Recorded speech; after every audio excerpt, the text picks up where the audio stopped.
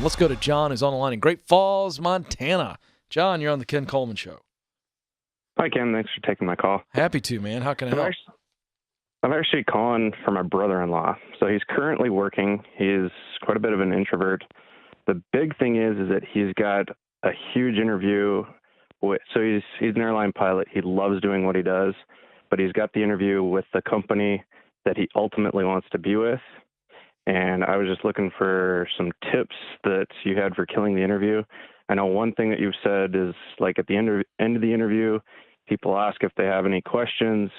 A large percentage of them said, nope, I think I'm good. Yes. And then the interview ends. Yeah. So what I was looking for was just a way that he can go into this. He's got 2 months before the interview, so he's got a little bit of time to be preparing for it. And he's really excited about it, and it's a big opportunity for him. Okay, good. All right, I'm going to give you a couple things that he needs to do, okay? So the first thing he needs to do is prepare. Yep. So what I mean by prepare is I want him to learn everything he can about the company's purpose statement or whatever public mission or purpose statements they have. He really needs to know it. Company history, company history. To the extent that he can just tell the basic story. He doesn't have to know the, encyclopedia version of the story. Yeah. But let's call it the children's version, all right? Not the War and Peace version, but the Winnie the Pooh version. He just knows the story. Sure. I love when people come into an interview and they have a real knowledge of the history of the company, and then the purpose and the value. So he wants to be just really an expert on the company. And he probably already is, knowing that that's a company he wants to work for. So that's preparing for that. Then he needs to prepare some questions that he wants to ask. And this is dovetailing off of what you just said, which I recommend. You're going to get a point in time in the interview where you get to ask questions. You better have some good ones. Here are some examples. What does it take to win?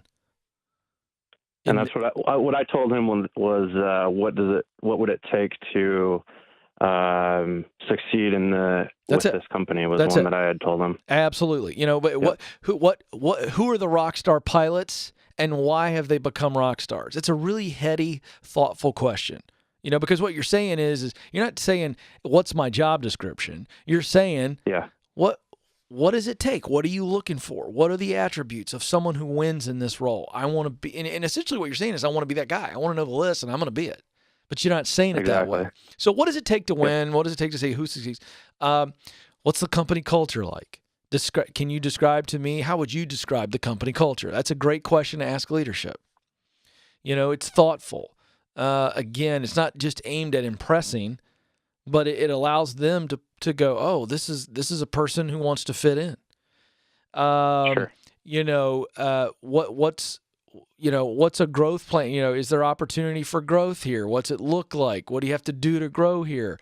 How long have you been at the company? This is the person he's asking. Sure. What do you love most about working here?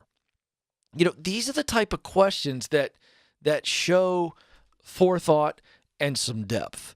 And the answers are actually valuable to your brother-in-law. I know those are just a couple examples. All right. The other thing I want to make sure to mention is that the last question, and maybe the most important question, is ask for the job. Right? It seems silly that I say that, but it's actually not. And here's why. John, do you know how many people go into an interview and it's obvious that they're there, they want the job, but they never actually say, well, if you feel like I'm a good fit, I want this job. And I'm going to tell you why I want it. So here's why I want it. And I'm asking you to give me a shot. That is incredibly humble. And I find it to be incredibly attractive in a candidate. If they would just look at me and say, here's why I'm here. Here and here's what I want to do. And it exists in this position. So therefore, I don't want to leave without saying, hey, I'd like to have the job. Will you give it to me? That's probably an uncommon thing. It's extremely uncommon, but you only say it after you tell them why you want to be there. You know what I mean? So when you get Exactly. your chance to talk, your chance to ask questions, at some point you want to say, well, I got to tell you, I'm really thrilled about this opportunity. I'm grateful for the opportunity.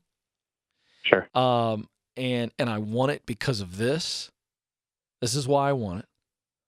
And again, so grateful to be considered. I must say, before I leave, will you give me the job? And smile. It kind of blows people away. Yeah, exactly. You know, I mean, they're going to chuckle like you did. But it's not said with hubris. It's said with humility. Big difference. Right. So I think, Exactly. I think if he does that, he's going to be fine.